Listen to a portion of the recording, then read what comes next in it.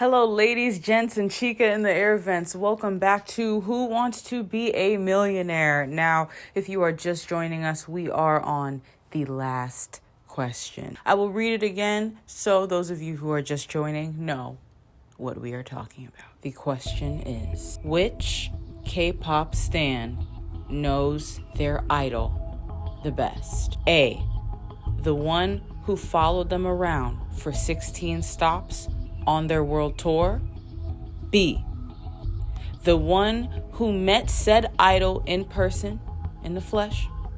C, the one who dropped $5,000 on a fan call.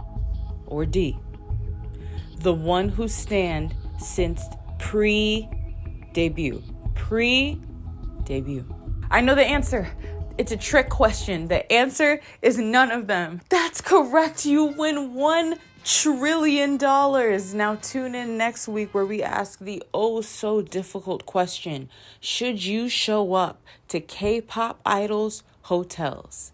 The answer is no. Fan calls are exactly what they sound like. Fans get the chance to FaceTime and talk to their favorite idols for a small amount of time, usually 1 to 2 minutes. However, this is not just limited to K-pop and the K-pop industry. I actually did this during COVID with one of my favorite wrestlers, and it was a really, really fun opportunity and experience. This happened a lot with pro wrestling during COVID, obviously, since the panini, I couldn't, cough on my favorite wrestler, so I had to cough on them over Zoom. And like how during COVID, we obviously couldn't meet these people in real life. If you're an international K-pop stan, there is a high chance that you're never going to meet these idols in person, which is why fan calls are the perfect opportunity. You might not be in the position nor want to take a flight for, in my case, 14 fucking hours to possibly go to a fan sign and meet a K-pop idol.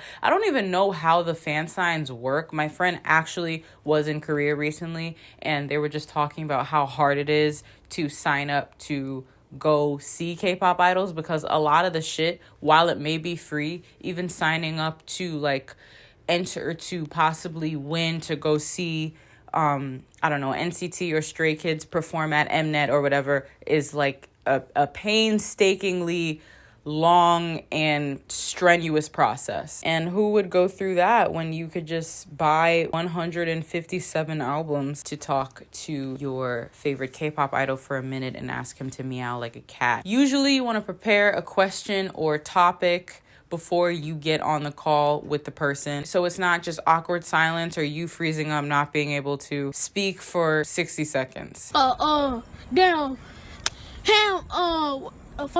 some of these K-pop fan calls I see are super sweet. There was a member of New Jeans realizing that the person she was talking to was actually a mutual friend. Someone dressed up in a blow-up costume and danced to Stray Kids to make Han laugh. AT's flirting with black women. Han prying into your personal life, asking who you're dating and what your social security number is. AT's flirting with black women. But unfortunately, for every good fan call, there's a...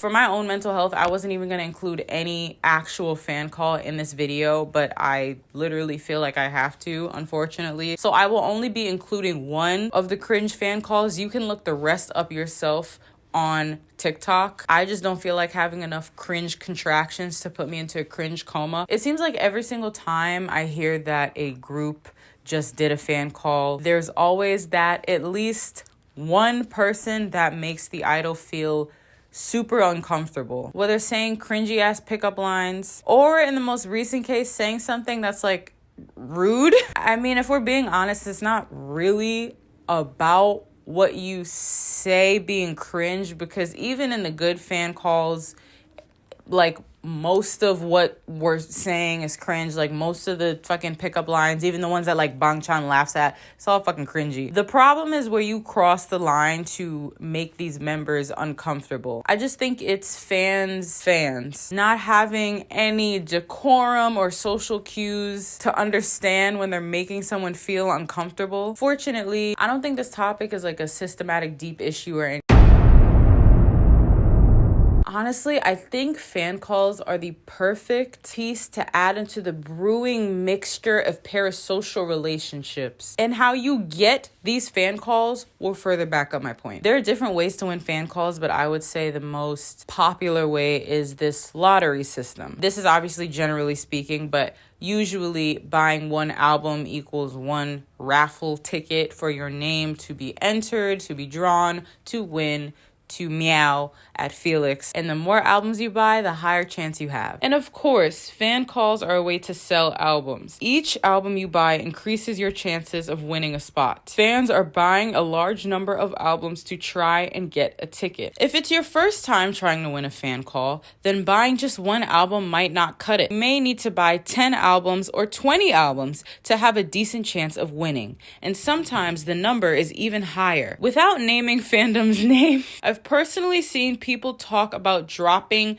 $5,000 or more on albums to win a spot. In some cases, they might do a group order and buy albums on behalf of other fans to get more entry tickets. I copied and pasted this. This is my first time reading that and actually letting that sink in.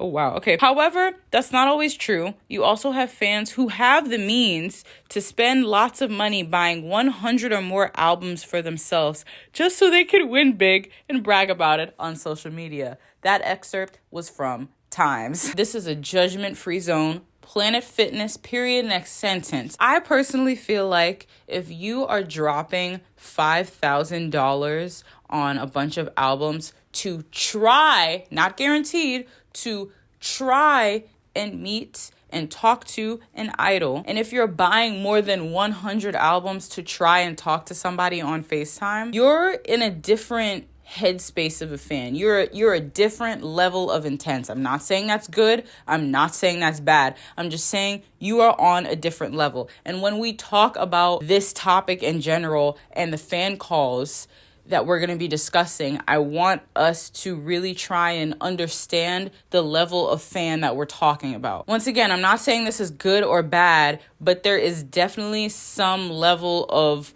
correlation implying causation between the large amount of uncomfortable fan calls and the mindset you need to have when you're buying over 100 albums, dropping $5,000, $4,000 at once. Also, if you're not a K-pop stan, I need you to understand that and if you're buying albums in America at least, because in Korea they're obviously not that expensive, but if you're buying albums in America, K-pop albums are very fucking expensive. Here they can be $25, $30.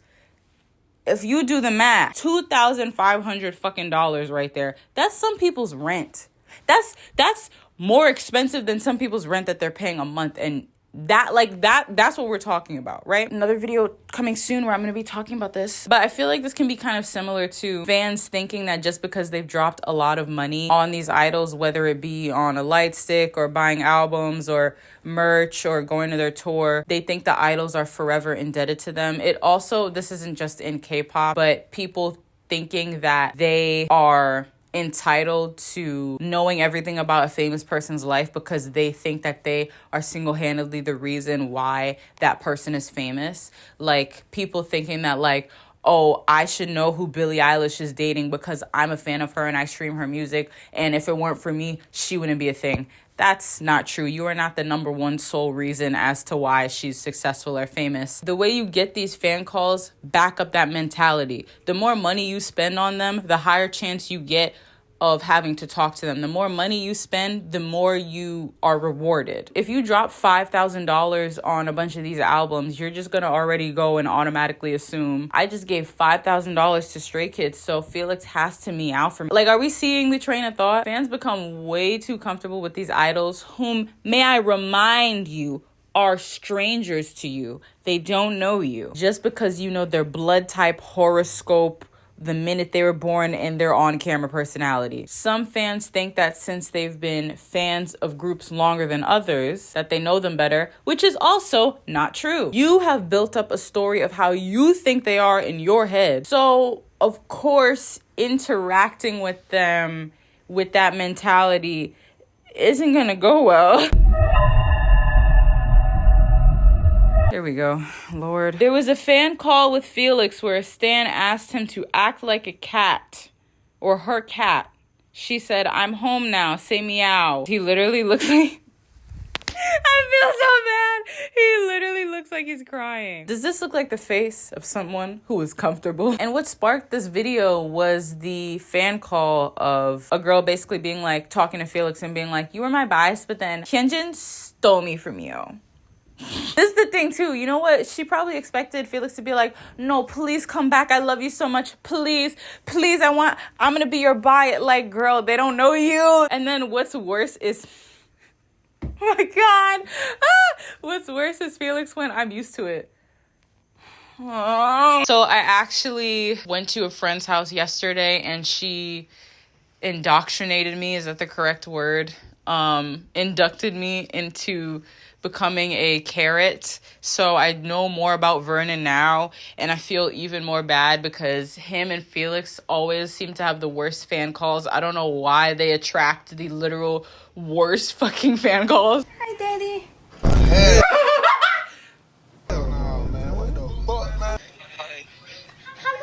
Right? Okay, you are under arrest for being too hot. You have the right to remain sexy.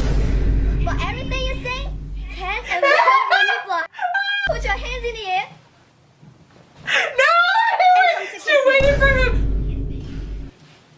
That was my first time watching the whole thing. I hate that. The fact that she waited for him to put his hands up. Put your hand. Ugh. You gotta stop, please. I'm getting scared. Also, apparently there are fan calls where people will literally fucking trauma dump. Like Trixie said, when my entire family died in a fucking car crash, just say you like my makeup. Like please. So someone commented that they think it's intentional when people do these fan calls, because usually when you do a fan call, when you win a fan call and you do it, you post it on TikTok or Instagram or whatever, and it blows up if it's an extreme. So if it's really good and it makes the idol laugh, it blows up. If it's really bad and it makes the idol throw up, it blows up, and it does well. I've really been sitting here and pondering which one is worse. Being so out of touch that you don't know that asking someone to act like a cat and calling someone somebody daddy to their face, calling a stranger who doesn't know you daddy to their face, might possibly make them feel uncomfortable, or doing it on purpose and not giving a fuck how they feel just so you can be talked about on TikTok for 3 days. I don't know if this is something that can be solved. Oh, that's no. In the sense that, no. You know what I mean? Once again, so much of this is on the fans and the fans changing. But I've come up with some ideas that can start to have some of these calls become fewer and fewer. For the fans, ask yourself, I guess I'll put something there, will what I'm saying or asking make the idol feel uncomfortable? If I ask Felix to meow like a cat, would I feel uncomfortable if I got asked to do this?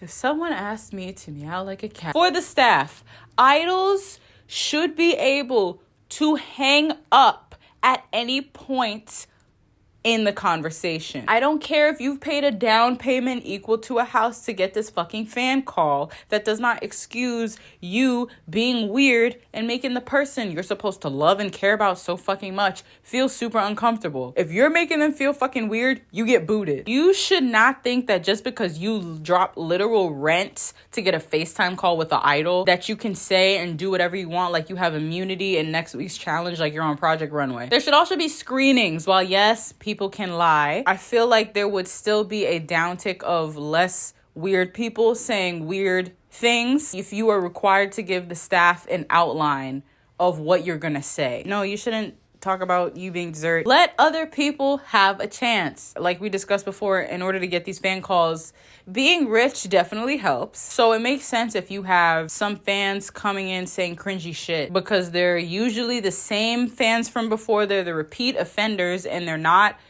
getting any sort of consequences, so they think it's completely fine. So they do it again and again and again and again and again. It would be nice to have other people be able to have the opportunity to win these fan calls, so you can have more normal people being normal and not calling Vernon daddy to his face. In conclusion, just give it, give it, give it, 기분 내킨대.